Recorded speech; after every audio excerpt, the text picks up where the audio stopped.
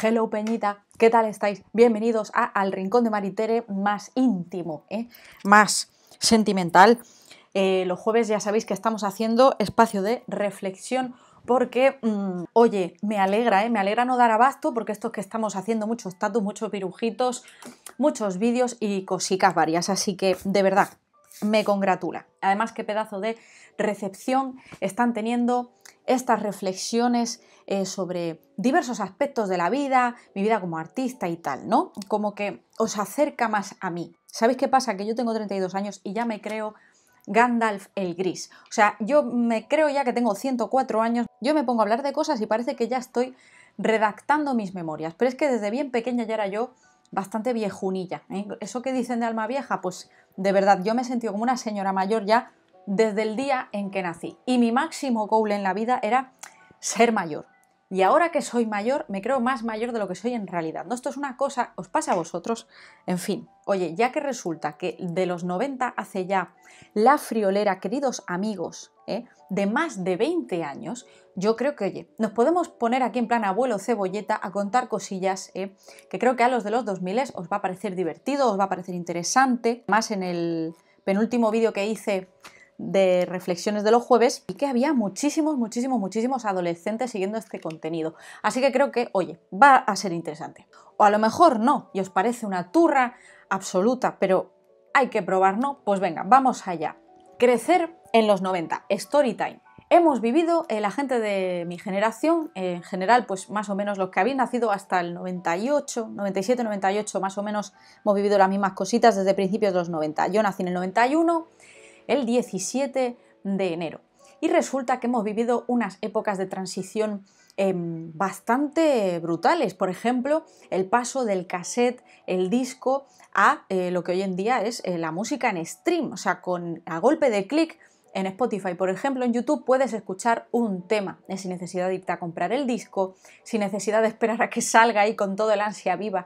Además se sacan singles como churros. Esto es una movida increíble. Por otro lado, también el tema de las películas, pasar del VHS al DVD. Bueno, yo viví una transición que es la del Laserdisc, que mi padre se hizo con unos discotes gigantescos y tuvimos Laserdisc en casa. Yo tenía muchas películas en ese formato. ¿Alguna lo recordáis? Y ahora puedes tenerlas a golpe de clic también de nuevo en stream. Es súper fácil llegar a todo este contenido, a todas estas referencias.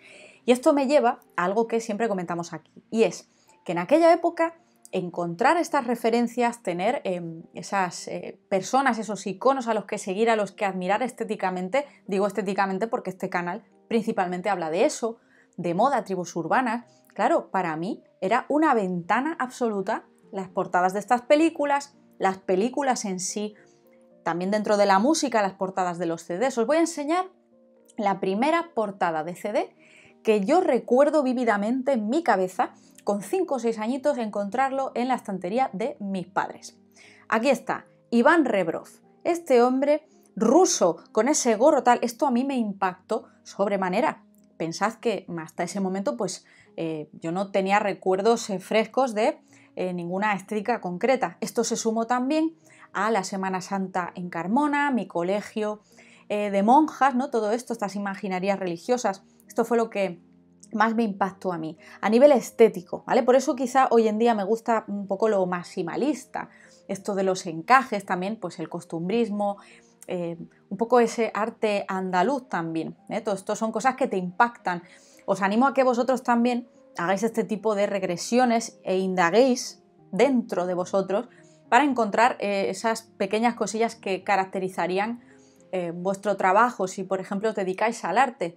Esto es guay porque sientes una conexión profundísima con todas esas cosas que estás creando, porque son cosas que te dan esa tremenda nostalgia, que te hacen regresar a esos años de felicidad total que es cuando eres niño, y te ayudan muchísimo a cohesionar un poco tu universo estético.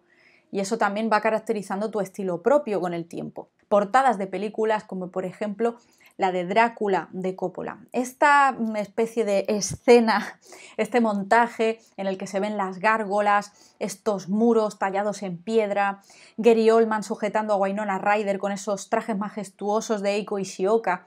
Digamos que aquí yo también empecé a sentir esa conexión tan profunda con el diseño de moda, ¿no? Esto, Eiko Ishioka ha diseñado también vestuario, por ejemplo, en La amenaza fantasma, a la reina Amidala, que también fue una película que a mí me impactó mucho a nivel estético, no solamente ya por los outfits, sino por esa visión futura de cómo serían los outfits de años futuros, ¿no? De cómo esas personas habían ideado algo que ni siquiera existe, que ahí también está la genialidad del diseñador de vestuario de una película de ciencia ficción. Otra película que me impactó bastante fue El quinto elemento. No sabéis el bucle que teníamos mi hermano y yo con El quinto elemento, no parábamos de ver esta película, me fascinaba hasta el extremo. Además, hace poco he tenido la gran suerte de ver en el Caixa Forum la exposición de Jean-Paul Gaultier y uno de los outfits, el de Corbin Dallas en concreto, este que estáis viendo, estaba allí en persona y yo estaba tan cerca, o sea, es que podía hasta tocarlo, obviamente no lo toqué porque estaba prohibido, pero ¿sabéis la sensación que es tener ese outfit delante y saber que es el mismo look que ha llevado Bruce Willis en esa película que has visto en bucle una y otra vez? Entonces, para nosotros, para mi hermano y para mí era un ritual obligado volver a todas estas referencias, a todo este frenesí que sentías interno, porque como no existían redes sociales y no tenías esos estímulos a golpe de clic, hoy día te metes en Instagram y te pones a hacer scroll y hay millones y millones y miles de millones de cosas maravillosas de las que te puedes inspirar, pero en esa época esto no ocurría. Entonces fueron estas películas, fueron estos discos y primigeniamente estos cassettes, estas portadas, estas carátulas, eso fue lo que fue conformando mi mundo actual. Como el formato de este vídeo es Storytime también, os quiero contar pequeñas anécdotas que ilustren todo esto que estamos aquí narrando. Me acuerdo vívidamente la primera vez que recibí mi propio reproductor de música para uso personal. Yo utilizaba pues, el Walkman de mi padre y de mi madre en un inicio, escuchaba todos sus cassettes, sus discos, razón por la cual las canciones de mi infancia no son canciones que corresponden con mi época, son canciones de los 70, Simon y Garfunkel, de Mamas and the Papas, ¿no? Que también todas estas portadas, toda esta estética también me influyó muchísimo. Joan Baez, ¿no? Toda esta música folk, también música protesta, ¿no? De estas décadas. Pero fue sin duda este momento en el que yo recibo mi propio Discman, que tenía yo, pues no sé, 7, 8 años, no recuerdo exactamente, por Navidad. Sentir que tenía la oportunidad de poder escuchar la música por mí misma, yo solita. Cogía todas las noches mi Discman, agarraba un porta CD gigantesco, que era enorme, llegaba a la cama, extendía todos los discos sobre la cama, iba creando como mi propia sesión musical. Esta es la chispa primigenia de la Maritere que hoy en día os hace todas esas listas de reproducción en Spotify. Os dejo por aquí mi perfil por si queréis seguirme, porque somos 8.000 y pico personas ya. No hay afición que más disfrute que hacer estas listas, porque ya os digo, es una conexión directa con esos momentos que yo vivía cuando era chiquitita. Y además en mi casa siempre he escuchado música, entonces no era nada extranjero para mí, de hecho era como repetir el patrón que yo veía en casa y que veo a día de hoy, ¿no? Sonando boleros, música clásica, de repente flamenco, ¿no? Uno de esos discos más recurrentes en el coche de mis padres era Jerez canta Manuel Alejandro. También recuerdo con muchísimo cariño este disco flamenco en el que hay artistas como La Paquera de Jerez, que ya sabéis que, aparte que llevo tatuado su rostro, es una de mis artistas predilectas dentro del cante flamenco. Y sabéis además que es un género que respeto muchísimo y que disfruto una barbaridad. Otra anécdota que me gusta muchísimo recordar es cuando recibimos por Navidad un juego con un microfonito que te permitía grabar cosas con el micrófono. Creo que se llamaba Star Party. Y recuerdo que toda canción que me gustaba, que escuchaba en la televisión o que escuchaba en la radio, directamente cogía el Star Party, además era como un cacharro así, creo que era rosa, con su micrófono, y me iba corriendo a grabarlo en el cassette. Y entonces yo tenía en ese cassette grabadas fragmentitos de canciones que me iban gustando para posteriormente intentar averiguar de dónde venían. No existía, no podía irme a buscar esa canción. Hoy en día haces un Shazam, perdón que de la emoción se me cae el boli, y enseguida, de forma automática, sabes qué canción es. Pero en ese momento no podía, entonces intentaba recordar esa letra, preguntaba a la gente, cuando empecé en el colegio, cuando empecé en el instituto. Pero claro, el problema que tenía era que la mayoría de la gente que me rodeaba en clase tal, pues a lo mejor no les apasionaba la música hasta ese punto, no había tanta gente que escuchara música extraña. Pero hubo un punto de inflexión y fue cuando entré en cuarto de la ESO y conocí a mi compañera Alexandra. una chica medio americana. En el puerto de Santa María es bastante común esto porque bueno, hay una base militar. Y Alessandra escuchaba Smashing Pumpkins, Dropkick Murphys, entre otros muchos artistas. Y para mí también fue un antes y un después. Esa música jamás había llegado a mis oídos. Paradójicamente, fue mi padre el que empezó a mostrarme también un mundo más allá de todo lo que estaba escuchando en ese momento. Y fue con los videoclips de MTV. Mi padre, como es muy friki de los ordenadores, bueno, es programador, de repente pues le dio por bajarse videoclips de internet. Y entonces un día vino a mí y me dijo, oye, Clau, mira, he metido en este disco duro un montón de videoclips que me he estado bajando de la MTV para que te los veas. Entonces ahí también hay una chispa primigenia de la Maritere obsesionada con la estética y la música. Porque me bajó videoclips de lo más variopinto, desde Rammstein, pasando por Ciara, Black Eyed Peas, y tenía cientos de videoclips ahí que veía en bucle, chicos. O sea, yo cogía el disco duro cuando mi padre no estaba en su ordenador, pero en ese momento yo no tenía un ordenador personal, ¡pum!, enchufaba el disco duro y me ponía a ver los videoclips. Y una y otra vez, y una y otra vez. Uno que recuerdo con muchísimo cariño es el de Ciara, de One Two Step.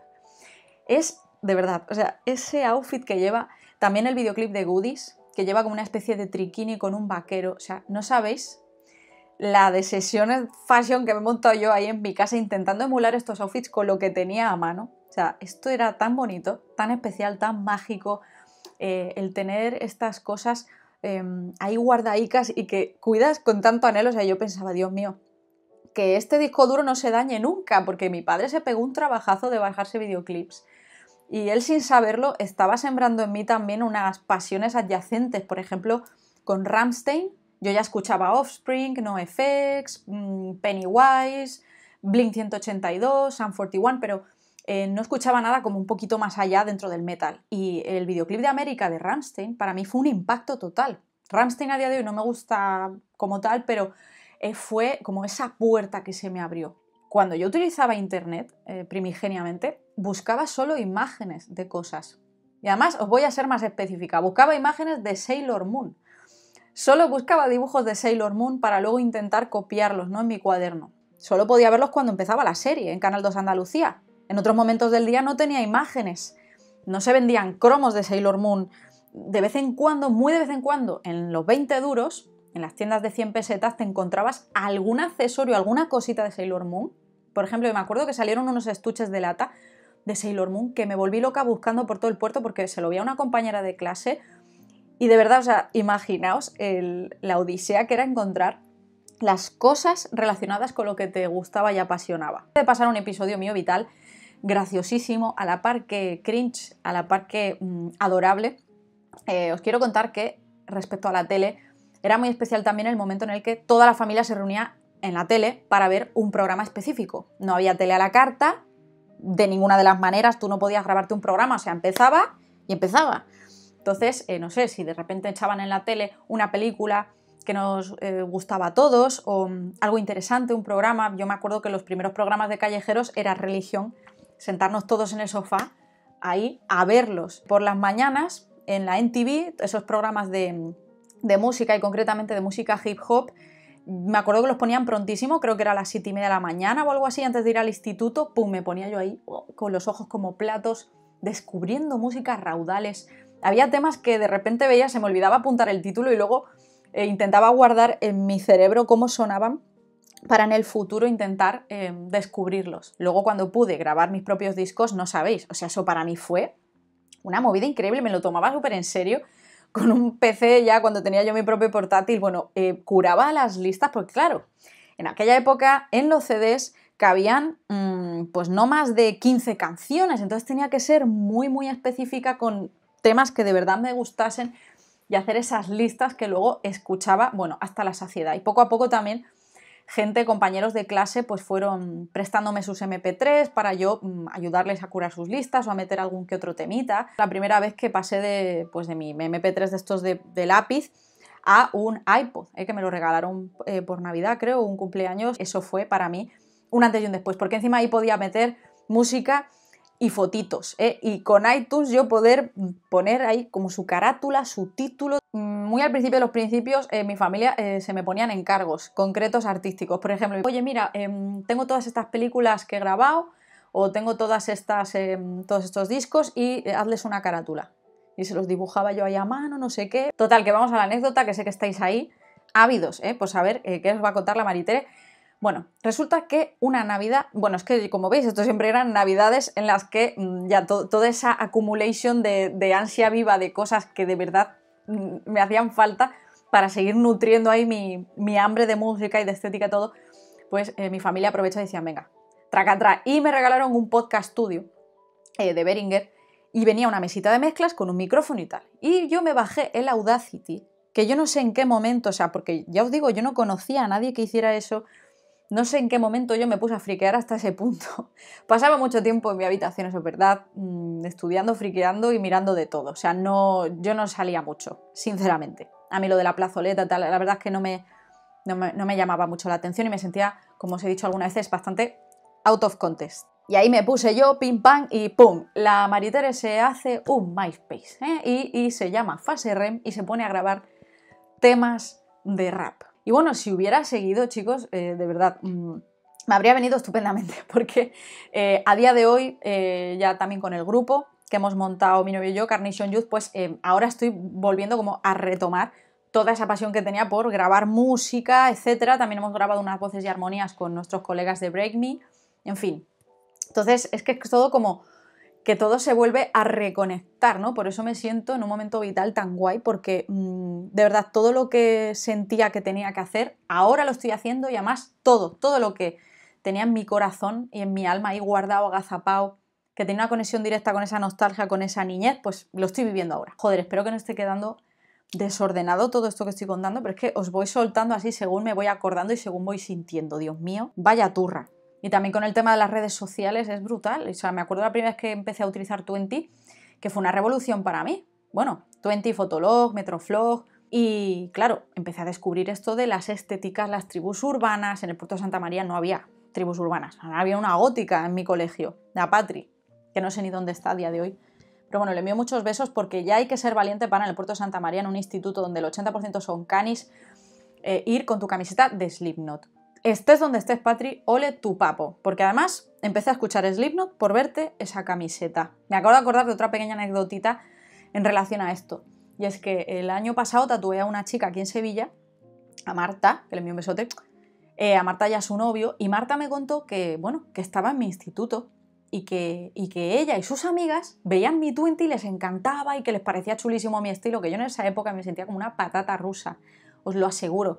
Nunca estaba satisfecha con, digamos, mi estética, tal, o sea, yo sentía que no encajaba, sinceramente, o sea, es que no tenía amigos ni gente cercana que pudieran ser mis referentes o que me pudieran guiar, y es que de verdad para mí era agónico en muchísimas ocasiones. Tenía tanto dentro que quería sacar que es que, de verdad, como estaba tan retenido, me agobiaba de verdad. Si sois de pueblos pequeños también, contadme si os sentíais así. La primera vez que puse un pie en un salón manga, que fue en el de Jerez de la Frontera, o sea, yo me quedé absolutamente impactada. No podía imaginar yo que había tanta gente en la provincia, alternativa, siniestra. El otro día tatué a una chica chiclana y me ha dicho que yo, que soy de la generación de su hermana sí que vivió como una escena ahí alternativa en Chiclana. En el puerto es que no había nada. Y si lo había, bueno, decidme dónde estaban agazapados porque yo no los veía. En este momento tan crucial conozco a una persona maravillosa con la que estuve saliendo, bueno, pues un añito, y entonces este chico emo me enseñó todo un mundo alternativo que existía en Jerez. Ahora voy continuamente a Jerez porque mi pareja actual es de allí. Entonces, como que también estoy como reviviendo esa conexión también. Y cada vez que voy a Jerez me acuerdo de todo eso. Cuando paso por el edificio donde se hace el salón manga, no sabéis la cantidad de cosas que me recorren el cuerpo. En Jerez de la Frontera fue donde descubrí el hardcore punk, con un grupo que se llama Pacto de Sangre, que a día de hoy sigo teniendo contacto con ellos y es brutal. O sea, no sabéis lo increíble que es haber vuelto aquí y haber reconectado con todo eso. Por eso os he dicho antes que ha sido como cerrar el círculo de una forma tan explosiva, porque además que ha sido todo pum, del tirón, ha sido todo de golpe. Total, que Jerez marcó para mí un punto decisivo en mi crecimiento como persona. Toda esa agonía que sentía previamente que os he contado empezó a desvanecerse. Y ahí fue donde empecé ya a cohesionar un poco mi universo, conocer gente como yo, mi pareja de entonces, mis amigos que me eché, toda la gente de la escuela de arte de esa época que me ilustró muchísimo acerca pues, de otros muchos estilos, de otras muchas estéticas. Salíamos al comedia que por entonces era la leche. En esa época lo mismo te podían pinchar Kellys, que te podían pinchar reggae, en fin, era brutal vivir todo esto con todas estas personas que eran de diferentes tribus urbanas, diferentes agrupaciones, todas unidas al unísono. O sea, había gente alternativa, pues gótica, punk, la gente del rap, y todos como que se desarrollaban y socializaban en los mismos círculos, en los mismos contextos, y esto era brutal porque estas tribus de lo underground estaban unidas con el único propósito de pues, apoyarse, de no sentirnos tan solos, ¿no? En una comunidad autónoma como es Andalucía, pues que a lo mejor no es como irte a Madrid o a Barcelona, que en esa época pues a lo mejor había muchísima más gente. En Madrid, imagínate los bajos de Argüelles. O sea, eso debía ser, pues en esa época, claro, para mí fue todo esto, de verdad, un impacto radical y absoluto en la Mari Tere que conocéis a día de hoy. Al mismo tiempo compraba religiosamente diversas revistas que me inspiraran de unas cosas o de otras. Alguna vez incluso llegué a comprar revistas de motos, porque allí en el puerto es muy presente pues, todo el Gran Premio de Jerez. De motos, porque tenía como esa estética también un poquito rollo heavy, leather y tal. También revistas de hip hop como Hip Flow, que de esto ya os he hablado. Mientras la mayor parte de mis compañeros, compañeras, pues bueno, a lo mejor en las carpetas tenían a Bustamante, David Bisbal. Además tenían pósters de estos que ocupaban toda la puerta. Pues yo tenía a lo mejor un póster de Tupac. En fin, todos estos discurrires internos supongo que todos los compartimos, pero no son cosas que se suelan verbalizar, ¿no? Porque, bueno, al final, pues son mecánicas propias de tu cabeza cuando estás empezando como a absorber rollo esponja, ¿no? Todas esas cositas. Y hoy en día creo que esas mecánicas son distintas, por eso, por el bombardeo del que hemos hablado. Ya por último, el tema libros, pues claro, esto era la leche, porque cuando tenías cualquier duda que te ibas a la enciclopedia Larousse, que en toda casa española había una enciclopedia Larousse, te ibas tú ahí y mirabas en el libro, tenías que hacer un trabajo sobre cualquier cosa y ahí estabas. Mi padre y mi madre pues tienen una librería bastante nutrida, también era una de esas fuentes de referencias que yo tenía, y muchas veces para dibujar cogía libros de esa librería y me ponía a copiar literalmente dibujos. Otra cosa no, pero mi familia, o sea, libros, o sea, han comprado a cascoporro. En fin, espero que os haya molado esta reflexión de jueves, este story time mezclado con la abuela cebolleta. Dejadme un like si os ha molado, podéis apoyar este contenido desde 4 € al mes, PayPal para propinas, y nos vemos muy pronto en la próxima entrega.